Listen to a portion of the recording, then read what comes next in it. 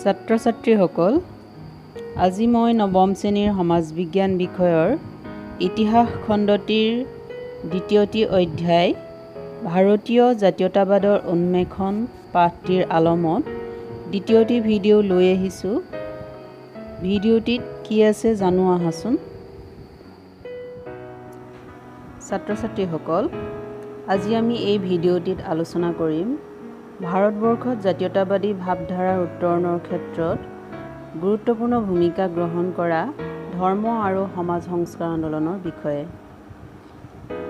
ধৰ্ম আৰু সমাজ সংস্কাৰ আন্দোলনৰ ক্ষেত্ৰত গুৰুত্বপূৰ্ণ ভূমিকা গ্ৰহণ কৰা ৰাজা ৰামমোহন ৰায়ৰ ব্ৰাহ্ম সমাজ, আৰ্য সমাজ, প্ৰাৰ্থনা সমাজ, ৰামকৃষ্ণ মিছন, থিঅ'ছফিকেল ছ'চাইটি আৰু আলিগড় আন্দোলনৰ বিষয়ে আজি আমি আলোচনা কৰিম। ভিডিঅ'টি শেষলৈকে মন দি চোৱাচোন। ভাৰতবৰ্ষত নৱজাগৰণৰ ভাৱ কঢ়িয়াই অনাৰ লগতে আধুনিক ভাৰত নিৰ্মাণৰ ক্ষেত্ৰত ৰাজা ৰামমোহন ৰায়ে বাটকটীয়াৰ ভূমিকা গ্ৰহণ কৰিছিল। ভাৰতীয় সংস্কৃতি, ইছলাম ধৰ্মীয় সংস্কৃতি আৰু পাশ্চাত্য সংস্কৃতিৰ মহা সমন্বয়ত ভাৰতবৰ্ষত নৱযুগৰ সূচনা কৰিছিল। ইউৰোপীয় মিছনেৰীসকলে ভাৰতবৰ্ষত খ্ৰীষ্টান ধৰ্ম প্ৰচাৰ কৰাৰ উদ্দেশ্যেৰে 1797 খ্ৰীষ্টাব্দত পোনপ্ৰথমবাৰৰ বাবে শ্ৰীৰামপুৰত প্ৰথমটো ছপাখানা স্থাপন কৰিছিল। এই ছপাখানাৰ পৰাই প্ৰকাশিত দিগদৰ্শন আৰু সমাচাৰ দৰ্পণ নামৰ বাৰ্তালোচনী দুখনে খ্ৰীষ্টান ধৰ্মক মহান ধৰ্ম হিচাপে প্ৰতিপন্ন কৰি হিন্দু ধৰ্মৰ প্ৰতি নিন্দাসূচক মন্তব্য প্ৰচাৰ কৰিছিল। সেয়েহে ইয়াৰ প্ৰত্যুত্তৰত ৰাজা ৰামমোহন ৰায়ে ব্ৰাহ্মণ সেৱধী আৰু ব্ৰাহ্মণ মিছনেৰী সংবাদ নামৰ পুস্তিকা প্ৰকাশ কৰি এই দুয়ো ধৰ্মৰ মাজত কোনো বিভেদ নাই বুলি প্ৰমাণ কৰি দেখুৱাইছিল। হিন্দু ধৰ্মক অধিক সজীৱ কৰি তুলিবৰ উদ্দেশ্যেৰে 1815 খ্ৰীষ্টাব্দত ৰাজা ৰামমোহন ৰায়ে কলিকতাত আত্মীয় সভা প্ৰতিষ্ঠা কৰিছিল।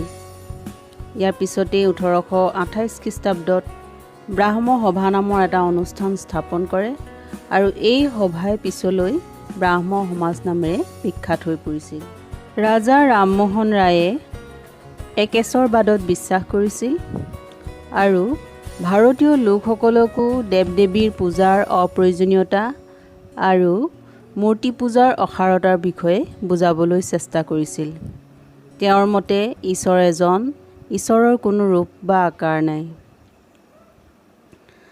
ৰাজা ৰামমোহন ৰায়ে হিন্দু ধৰ্মৰ সংস্কাৰৰ মাজতে আবদ্ধ নাথাকি সমাজ সংস্কাৰ আৰু শিক্ষা বিস্তাৰৰ ক্ষেত্ৰতো সমানেই গুৰুত্ব প্ৰদান কৰিছিল। সেই সময়ত প্ৰচলিত বাল্যবিবাহ, পৰ্দা প্ৰথা, বহুবিবাহ আদিৰ তীব্ৰ বিৰোধিতা কৰিছিল।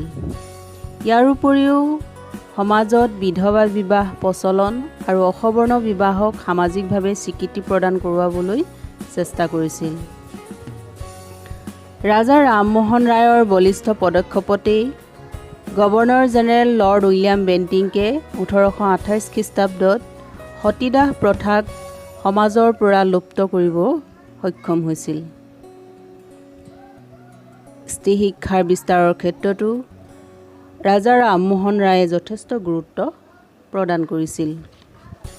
সেয়েহে তেওঁ ডেভিড হেয়াৰৰ লগ লাগি পশ্চিমীয়া শিক্ষা বিস্তাৰৰ বাবে 1817 খ্ৰীষ্টাব্দত কলিকতাত প্ৰথমবাৰৰ বাবে হিন্দু কলেজ স্থাপন কৰিছিল আৰু এই কলেজেই পৰৱৰ্তী সময়ত 1855 খ্ৰীষ্টাব্দত প্ৰেছিডেন্সি কলেজ আৰু 2010 খ্ৰীষ্টাব্দত প্ৰেছিডেন্সি ইউনিভাৰ্চিটিৰ ৰূপ পায়। ৰায়ৰ আদৰ্শৰে অনুপ্ৰাণিত হৈ দ্বাৰকানাথ ঠাকুৰ, প্ৰসন্ন কুমাৰ ঠাকুৰ, হেনৰী ভিভিয়ান ডেৰজিঅ'ই সমাজৰ উত্তৰণমূলক কামত জড়িত হৈছিল। প্ৰথম জাতীয়তাবাদী হিচাপে খ্যাত ডেৰজিঅ'ই তেওঁৰ য়ং বেংগল নামৰ অনুষ্ঠানটোৰ জৰিয়তে ছাত্ৰ সমাজৰ মাজত জাতীয়তাবাদী ভাৱধাৰা প্ৰসাৰ কৰিবলৈ সক্ষম হৈছিল। ভাৰতত জাতীয়তাবাদী ভাৱধাৰা উত্তৰণৰ ক্ষেত্ৰত স্বামী দয়ানন্দ সৰস্বতীয়ে প্ৰতিষ্ঠা কৰা আৰ্য সমাজেও গুৰুত্বপূৰ্ণ ভূমিকা পালন কৰিছিল। ব্ৰাহ্ম সমাজৰ দৰেও আৰ্য সমাজ একেশ্বৰবাদত বিশ্বাসী আছিল আৰু ভাৰতীয় লোকসকলক দেৱ দেৱীৰ উপাসনা আৰু মূৰ্তি পূজাৰ অসাৰতাৰ বিষয়ে বুজাবলৈ চেষ্টা কৰিছিল। সমাজত প্ৰচলিত বাল্যবিবাহ, জাতিভেদ প্ৰথা, বহুবিবাহ আদিৰ তীব্ৰ বিৰোধিতা কৰিছিল। ইয়াৰ উপৰিও সমাজত বিধৱা বিবাহ প্ৰচলনৰ বাবে আৰু স্ত্ৰী শিক্ষা বিস্তাৰৰ বাবে আগভাগ লৈছিল। বেদলৈ উভতি যোৱা বাণী প্ৰচাৰ কৰি আৰ্য সমাজে ধৰ্মান্তৰকৰণৰ ব্যৱস্থাও গ্ৰহণ কৰিছিল। সেই সময়ছোৱাত ক্ৰমাগত বৃদ্ধি পোৱা খ্ৰীষ্টান ধৰ্ম আৰু ইছলাম ধৰ্মৰ অগ্ৰগতি ৰোধ কৰিবলৈ এখন প্ৰগতিশীল হিন্দু সমাজ গঠন কৰিবলৈ চেষ্টা কৰিছিল। ব্ৰাহ্ম সমাজৰ আৰ্হিত কেশৱচন্দ্ৰ সেনৰ দ্বাৰা প্ৰতিষ্ঠিত প্ৰাৰ্থনা সমাজেও সংস্কাৰ আন্দোলনৰ সূচনা কৰিছিল। মহাদেৱ গোবিন্দ ৰানাডেৰ মূল নেতৃত্বত এই প্ৰাৰ্থনা সমাজে সমগ্ৰ দক্ষিণ ভাৰতত এক সংস্কাৰমুখী প্ৰবল আলোড়নৰ সৃষ্টি কৰিবলৈ সক্ষম হৈছিল। নৱবৈষ্ণৱ ধৰ্মীয় গুৰুৰ মতাদৰ্শক প্ৰাধান্য দি ৰানাডে এখন গতিশীল সমাজ গঠন কৰিবলৈ চেষ্টা কৰিছিল। ৰানাডে বিধৱা বিবাহ সংস্থা নামৰ এটা সংস্থাৰ জৰিয়তে সমাজৰ অনাদিত বিধৱাসকলৰ প্ৰতি আৰ্থিক সংস্থাপনৰ বাবে কুটীৰ শিল্প অনুষ্ঠান স্থাপন কৰা তথা বিধৱা বিবাহৰ প্ৰতি উৎসাহ যোগোৱা আৰু দাক্ষিণাত্য শিক্ষা সমাজৰ যোগেদি সমাজৰ অনাথ শিশুসকলক শিক্ষাদান কৰাৰ লগতে লালন পালনৰ বাবে বিভিন্ন ঠাইত আশ্ৰম স্থাপন কৰিবলৈ চেষ্টা কৰিছিল। সমাজৰ নিৰক্ষৰ আৰু অনুন্নত জাতিক শিক্ষা দিবৰ উদ্দেশ্যেৰে বিভিন্ন ঠাইত নৈশ বিদ্যালয় স্থাপন কৰিছিল আৰু এনেদৰে প্ৰাৰ্থনা সমাজে সমাজ সংস্কাৰ আন্দোলন গঢ়ি তুলি দক্ষিণ ভাৰতৰ জনতাৰ অন্তৰত জাতীয়তাবাদী ভাৱধাৰাৰ গভীৰ প্ৰেৰণাৰ সঞ্চাৰ কৰিছিল। ৰামকৃষ্ণ পৰমহংসৰ মতবাদক কেন্দ্ৰ কৰি স্বামী বিবেকানন্দই ৰামকৃষ্ণ মিছন প্ৰতিষ্ঠা কৰিছিল। তেওঁৰ প্ৰকৃত নাম আছিল নৰেন্দ্ৰ নাথ দত্ত। স্বামী বিবেকানন্দৰ ধৰ্মসাধনাৰ বিশেষত্ব আছিল ভাৰতীয় লোকসকলৰ মনত স্বদেশ প্ৰেমৰ সঞ্চাৰ কৰা, ভাৰতীয় লোকসকলৰ মনত আত্মবিশ্বাস জগাই তোলা আৰু ভাৰতীয় লোকসকলৰ মাজত আধ্যাত্মিকতাৰ ভাৱ বিকাশ ঘটোৱা। স্বামী বিবেকানন্দই হিন্দু ধৰ্মৰ প্ৰকৃত সত্য দেশে বিদেশে বিস্তাৰ কৰিবলৈ চেষ্টা কৰিছিল। সেয়েহে তেওঁ 1893 খ্ৰীষ্টাব্দত আমেৰিকাৰ চিকাগো চহৰত অনুষ্ঠিত বিশ্ব ধৰ্মসভাত হিন্দু ধৰ্মৰ ওপৰত সাৱলীল বক্তৃতা দি আমেৰিকাবাসীক মুগ্ধ কৰিবলৈ সক্ষম হৈছিল। বিবেকানন্দৰ এই কৰ্মচিন্তাই ভাৰতীয়ক অতীত ঐতিহ্য আৰু প্ৰাচুৰ্য অনুধাৱন কৰিবলৈ প্ৰেৰণা যোগোৱাৰ লগতে ভাৰতীয় লোকসকলৰ মনত জাতীয়তাবাদী ভাৱধাৰাৰ সঞ্চাৰ কৰিছিল। সমাজ সংস্কাৰৰ ক্ষেত্ৰত দেশীয় অনুষ্ঠানসমূহৰ উপৰিও থিঅ'ছফিকেল ছ'চাইটি নামৰ এটা আন্তঃৰাষ্ট্ৰীয় সংস্থাৰ শাখাই এনি বেচাণ্টৰ নেতৃত্বত ভাৰতবৰ্ষত সমাজ সংস্কাৰমূলক কাৰ্যসূচী গ্ৰহণ কৰিছিল।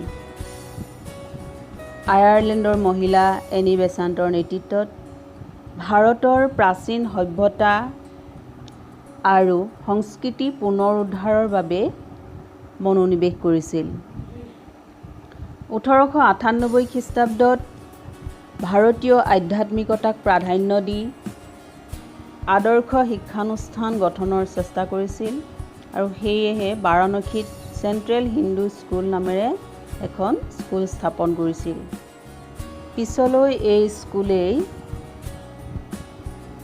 মদন মোহন মালব্যৰ পৃষ্ঠপোষকতাত বেনাৰস হিন্দু বিশ্ববিদ্যালয় হিচাপে পৰিণত হয়।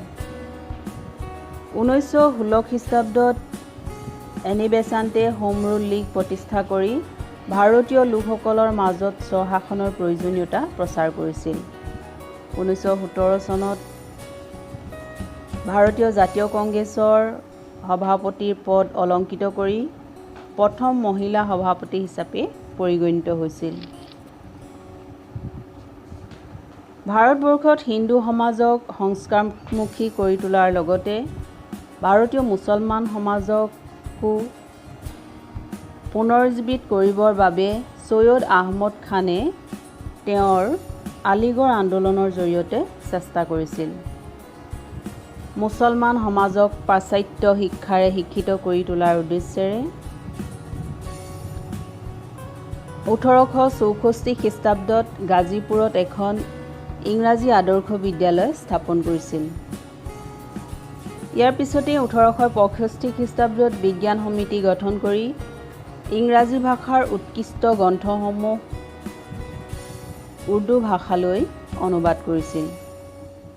1875 খ্ৰীষ্টাব্দত তেওঁ আলিগড় মহম্মদান এংলো ইণ্ডিয়ান কলেজ প্ৰতিষ্ঠা কৰিছিল আৰু পিছলৈ এই এংলো ইণ্ডিয়ান কলেজেই 1920 খ্ৰীষ্টাব্দত আলিগড় মুছলিম বিশ্ববিদ্যালয়লৈ পৰিণত হৈছিল আৰু এই অনুষ্ঠানটোৱেই পাশ্চাত্য সাহিত্য সংস্কৃতিৰ আধাৰত জ্ঞান চৰ্চাৰ এটা অন্যতম কেন্দ্ৰত পৰিণত হৈছিল আৰু এনেদৰেই বিভিন্ন অনুষ্ঠানসমূহে ভাৰতীয় জাতীয়তাবাদৰ উত্তৰণৰ ক্ষেত্ৰত গুৰুত্বপূৰ্ণ ভূমিকা গ্ৰহণ কৰা দেখা গৈছিল। ছাত্ৰ ছাত্ৰীসকল, আজি আমি ইয়ালৈকে আলোচনা কৰিলোঁ। ইয়াৰ পৰৱৰ্তী অংশলৈ আকৌ উপস্থিত হ'ম। ধন্যবাদ।